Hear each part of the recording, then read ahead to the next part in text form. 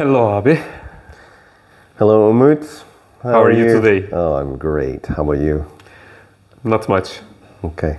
But we are here again, a melancholic, a depressive question. We love melancholy. Let's see. Ready? I'm ready. Let's bring it on. Let's do this. Okay. I have some friends in my neighborhood, and most of them mid-30s. Mid-30s. Yes. Okay.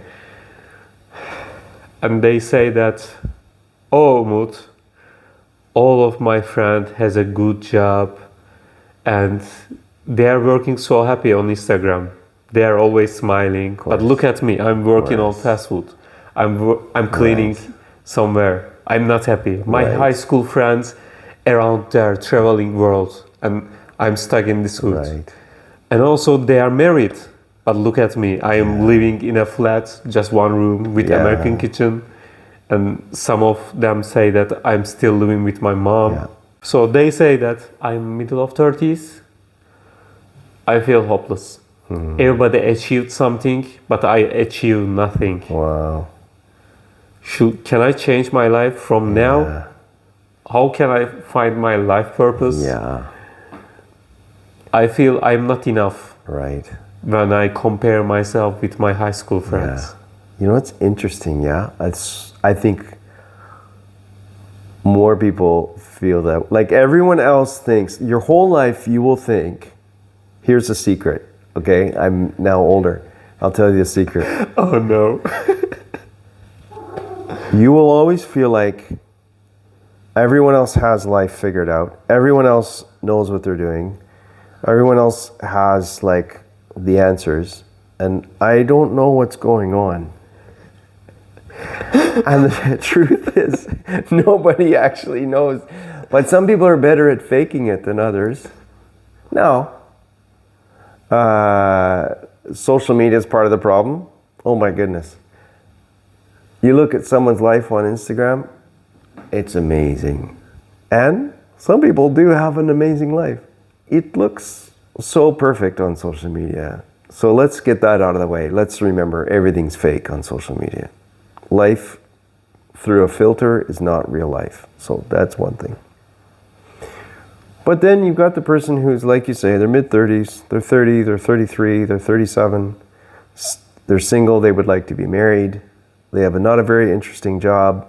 They look around, everyone else seems to be more successful than them. I have a friend who, I knew this guy in high school. Creative, funny, smart. I think probably he's pretty good looking. And he's one of the few guys, he didn't get married. But he was always a little bit bitter about that. Mm-hmm. You know, and when you're bitter, like something that tastes bitter, you reject that. You don't want that.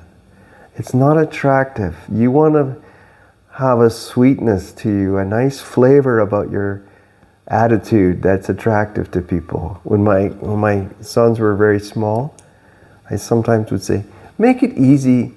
They would fight with each other. I would say, make it easy for your brother to love you. Or later, like, make it easy for people to love you. Like, be kind, be generous, be thoughtful. I think the people that are so trapped in like, I'm not worthy, I'm not doing well, I'm not succeeding, they're actually focusing on themselves so much that they forget that you will never feel satisfaction if you're only kind of focusing on yourself. Because there's some people that are wealthy, have amazing jobs, you know, they look like everything's perfectly successful and they're not happy either. And it's because they're still focusing on themselves. So I think that's, if I could give any advice to anyone who's struggling with any of those things, stop thinking only about yourself. Start focusing on others. How can I be helpful to others? How can I be, we would say, how can I be a blessing? Like, how can I be beneficial to other people? How can I help to lift other people up? And you know, that makes you attractive. That makes you It welcomes good things into your life because other people say, you know, that guy, that gal, she was really kind and helpful, and I have this opening in my company, and I think we should give her a try. We should give her an opportunity, you know. And then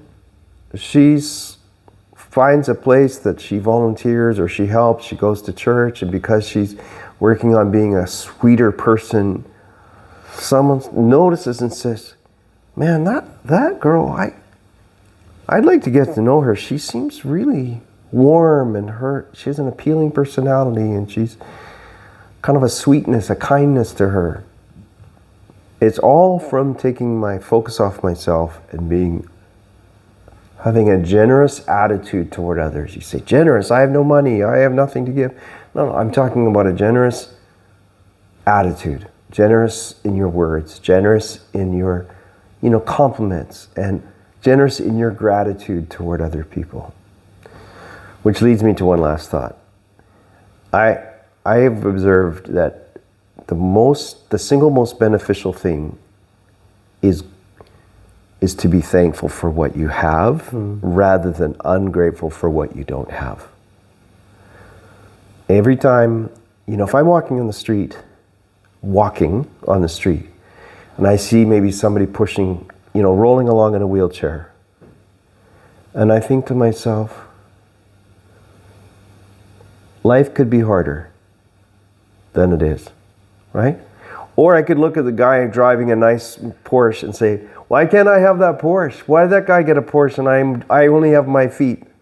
And then I look at the person who's rolling in a wheelchair. I'm like, okay, life could be harder. And that person in the wheelchair might say, well, at least I can still get around. I had this accident, I lost the use of my legs, but I can still move around. Some people can't even do that. You can always, everyone can look at the negative, or they can look and be grateful and say, but I can still do this, or I still have a friend, or I still have food to eat, or, okay, I have a small place to live, but I have a place to live, right? So gratitude, being thankful I think it's the single most helpful thing you can do in your life. Is be thankful, be thankful, be thankful. Thankful for what you have, and stop comparing yourself to others, and then be generous in your attitude and your actions toward other people. So, as we say in Turkish, bu kadar. This is it. Let's see.